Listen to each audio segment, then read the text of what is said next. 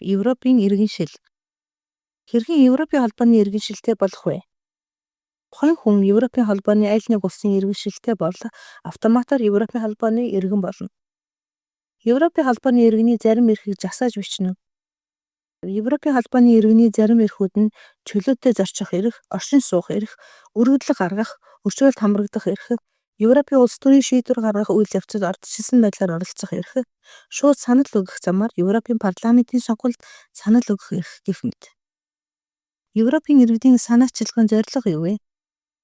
Европын иргэдийн санаачлага гэдэг нь иргэдийн оролцоотой ардчлалын үзэл баримтлалыг Европын холбооны хүрээнд хэрэгжүүлэх зорилготой юм.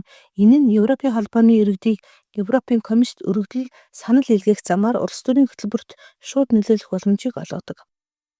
Европын иргэдийн санаачлагыг эхлүүлэхэд ямар шаардлага тавигддаг вэ?